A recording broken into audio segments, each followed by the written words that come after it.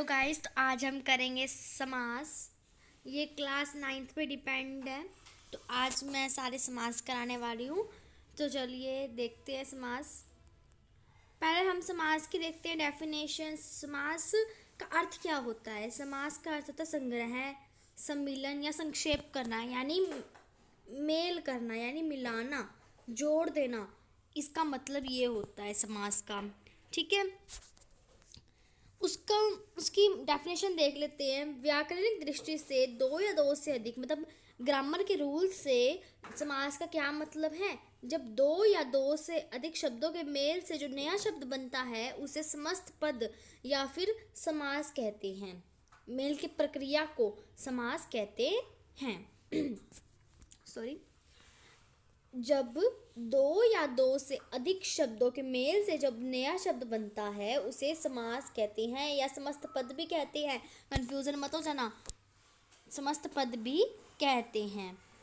जैसे एग्जाम्पल देखो, गंगा जल, राम अवतार, पत्रोत्तर। वास्तव में कम से कम शब्दों में अधिक अर्थ प्रकट करना ही समास का मुख्य प्रयोजन है। जैसे परीक्षा का आर्थी, परीक्षार्थी। शुभ है जो आगमन, शुभागमन। चक्र में है पानी में जिसके, चक्र पानी अर्थात विष्णु। मेरी बात सुनो, आपको एक ट्रिक बताती हूँ, मैं आपको इजी सा बताती हूँ। देखो, ये समास है। समास तो ये हो गया, एक सेकेंड, अब अच्छी तरह समझ आएगा। समास तो ये है, ये क्या है? समास है। ठीक है, ये क्या होता है? समास विग्रह। ये क्या होता है? समास विग्रह, यानी समास को अलग अलग करने की क्रिया को समास विग्रह कहते हैं। अब एक पूरा समास था, इसको जब मैंने अलग अलग करके लिख दिया तो क्या बन गया? समास विग्रह बन गया। क्लियर? एक सेकेंड, फिर क्या बन गया? ये समास विग्रह बन गया। जैसे मान लो एक इजी सा एग्जांपल है, राजपुत्री, यानी राजा की पुत्री। जब पापा ने उसका समास विग्रह किया तो क्या बना? राजा की पुत्री। राजपुत्री का समास विग्रह क्या बना? राजा की पुत्री। जैसे लोक में प्रिय, लोकप्रिय। लोक, ये तो समास था। लोकप्रिय तो क्या था? समास था। लेकिन जब अपन ने इसको समास विग्रह किया, जब एक शब्द को अलग अलग शब्दों में लिख के बांट कर लिखा तो क्या बना? समास विग्रह बना। इसकी डेफिनेशन यही होती है, समस्त पदों यानी समास को अलग अलग करके लिखने की विधि को ही समास विग्रह कहते हैं। ओके, आई होप आपको समझ आ गया होगा। आगे है पद। समास में कितने पद होते हैं? दो पद होते हैं। एक तो पूर्व पद होता है, एक उत्तर पद होता है। कभी पूर्व पद, कभी उत्तर पद, कभी दोनों पद प्रधान होते हैं, यानी कभी दोनों पद की विशेषता होती है, कभी पूर्व पद की विशेषता होती है, कभी उत्तर पद की विशेषता होती है। कभी दोनों ही पद अप्रधान होते हैं, यानी दोनों ही पद क्या होते हैं? अप्रधान होते हैं। उनका एक विशिष्ट अर्थ महत्वपूर्ण हो जाता है। जो पहला पद होता है, यानी शब्द का जो पहला पद है वो तो होगा पूर्व पद, यानी दूसरा पद क्या होगा? उत्तर पद। जैसे लोकप्रिय, इसमें लोक तो क्या है? एक सेकेंड, मैं इसको लिख देती हूँ। देखो, लोक, इसको अलग अलग करके देखते हैं। लोक प्रिय। लोक तो क्या है? पूर्व पद। ये क्या है? उत्तर पद। पहला पद क्या होता है? पूर्व होता है, और दूसरा पद क्या होता है? उत्तर होता है। ये बात याद रखना, ठीक है? कभी तो क्या होगा? लोक क्या होगा? प्रधान होगा। कभी प्रिय क्या होगा? प्रधान होगा। कभी दोनों ही अप्रधान होंगे या फिर दोनों ही प्रधान होंगे। ठीक है, ओके, अब आगे चलते हैं। आगे देखो, वही डेफिनेशन आ गई जो मैंने आपको बाद में पहले बताई थी, समास विग्रह है।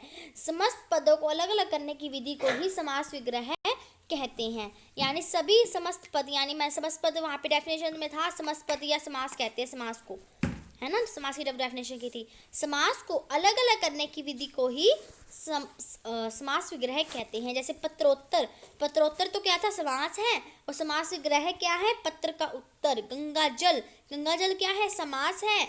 इसको अलग अलग करने की विधि क्या है? गंगा का जल। ठीक है, देशभक्ति, देश के लिए भक्ति। ओके, देखो समास के कितने भेद होते हैं? समास के होते हैं 6 भेद। समास के भेद 6 होते हैं। पहला तत्पुरुष समास, दूसरा द्विगु समास, दूसरा कर्मधारय, तीसरा द्विगु, चौथा बहुव्रीहि, पांचवा द्वंद्व समास, छठा अव्ययी भाव समास। समास के 6 भेद होते हैं, देख लो ध्यान से। पहला तत्पुरुष, दूसरा कर्मधारय, द्विगु, द्वंद्व, बहुव्रीहि, अव्ययी भाव। एक तो कर्मधारय समास और एक बहुव्रीहि समास में सबसे लास्ट में कराऊंगी, बच्चे इनमें बहुत कंफ्यूज होते हैं। ठीक है, चलो फिर आगे देखते हैं। तो पहला समास आता है हमारा तत्पुरुष समास। पहला समास कौन सा है? तत्पुरुष समास। ओके, तत्पुरुष समास। तत्पुरुष समास में उत्तर पद प्रधान होता है, यानी पिछला पद, यानी लोकप्रिय लिखा था जब आपा ने, एक सेकेंड, जब आपा ने ये तो दिखेगा नहीं कलर, जब आपा ने लोक प्रिय लिखा था उसके अंदर पूर्व पद प्रिय था, यानी उत्तर पद प्रिय था, मतलब ये पद लास्ट वाला पद तो क्या होगा? प्रधान होगा। एक सेकेंड, लास्ट वाला पद क्या होगा? प्रधान होगा। और पूर्व पद क्या होता है? गौण होता है। गौण मतलब वो चुप होता है। और समस्त पद यानी समास का पहला पद संज्ञा या सर्वनाम होगा। इस समस्त पद में यानी इस समास में करते समय, विग्रह करते समय कारक चिन्ह का उपयोग होगा। कारक चिन्ह का क्या होगा? उपयोग होगा। इस पूरी डेफिनेशन में यही है कि जब आप तत्पुरुष समास का विग्रह करेंगे किसी भी समास का, तो वो उसके आगे कारक चिन्ह लगेंगे। कारक चिन्ह कौन से होते हैं? कर्ता ने, कर्म को, करण से, संप्रदान के लिए, अधिकरण में पर ये वाले चिन्ह होते हैं ना, काके की, ये वाले चिन्ह, इनको बोलते हैं कारक चिन्ह। अब आगे देखते हैं। जैसे एग्जाम्पल देखो, रसोई घर, रसोई के लिए घर, युद्ध क्षेत्र, युद्ध के लिए क्षेत्र, देव बलि, देव के लिए बलि, देखो के लिए आ रहा है ना, ये क्या है? कारक है। हथकड़ी, हाथ के लिए कड़ी, हवन सामग्री, हवन के लिए सामग्री, देश भक्ति, देश के लिए भक्ति। और वो था ना लोकप्रिय, लोक में प्रिय, वो भी क्या था? तत्पुरुष समास था। तो ये सारे क्या होंगे? एक सेकेंड, तत्पुरुष समास होंगे। चलो फिर आगे देखते हैं। अब आगे आता है द्विगु समास। कौन सा समास आता है? द्विगु समास। कर्मधारय में बाद में कराऊंगी ना। जिस समास का पहला पद क्या होगा? संख्यावाची होगा, यानी पहला पद 1 2 3 4 5 में जिसकी 1 2 3 4 5 संख्या लिखी होगी, वो पद कौन सा होगा? तो वो समास कौन सा होगा? द्विगु समास।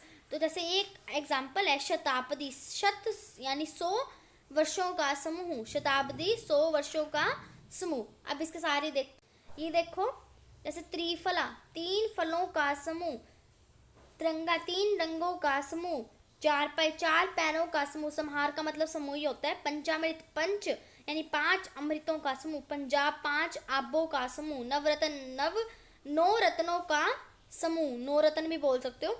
एक कपति है, एक पद वाला। ठीक है, अब आगे देखते। अब आगे आता है द्वंद्व समास। द्वंद्व समास कौन सा समास होता है? जिस समास में दोनों पद प्रधान होते हैं।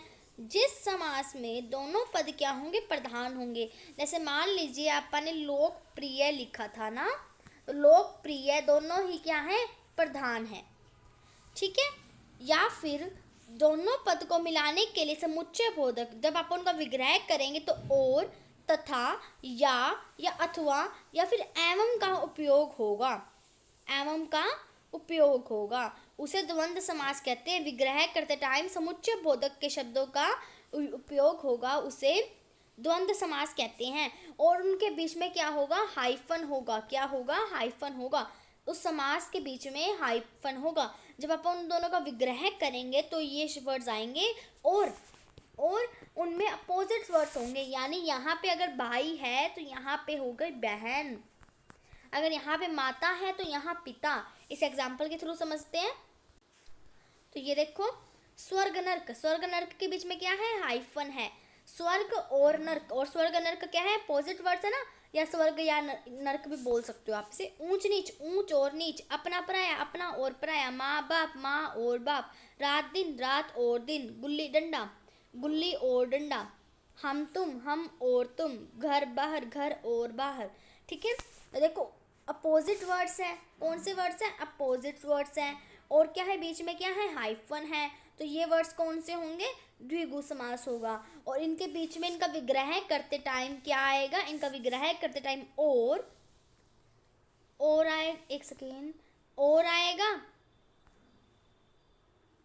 और एवं या अथवा ऐसे वर्ड्स आएंगे। अब आगे देखते हैं। आगे है अव्ययी भाव समास।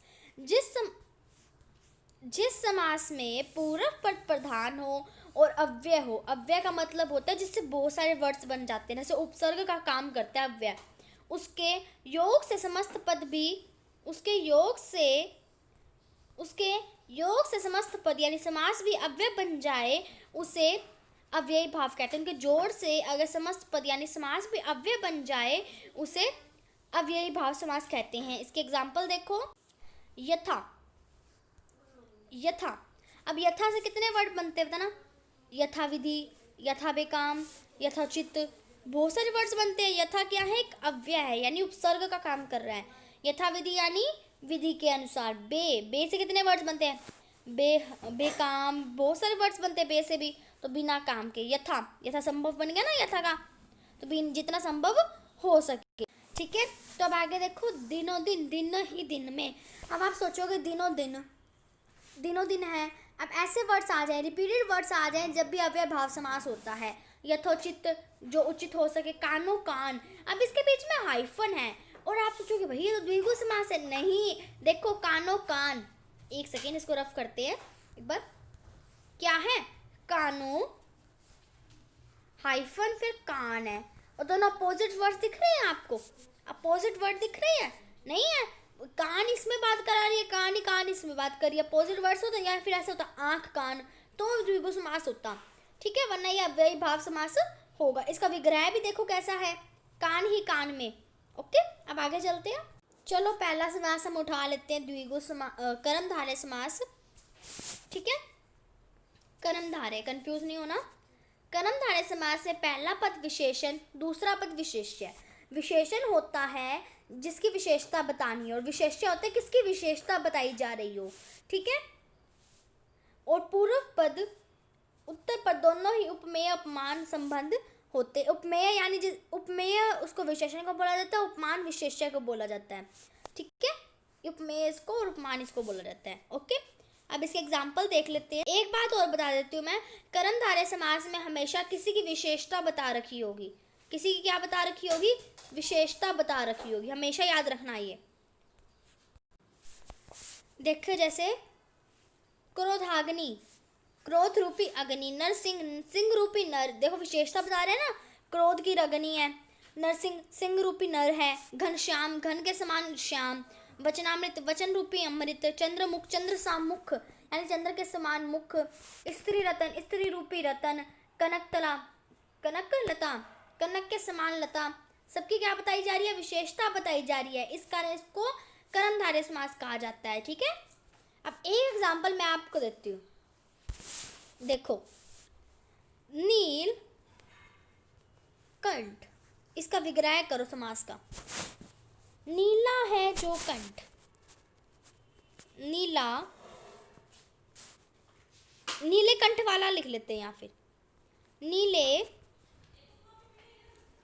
कंठ, कंठ, एक सेकेंड, वाला, नीले कंठ वाला। नीलकंठ का अपन ने ये लिख लिया, नीले कंठ वाला। ये एग्जांपल एक बार याद रखो। ठीक है, तो ये क्या हो गया? बहुव्रीहि समास। अब आगे देखते हैं, सॉरी कर्मधारय समास। अब आगे देखते हैं बहुव्रीहि। ये देखो बहुव्रीहि समास।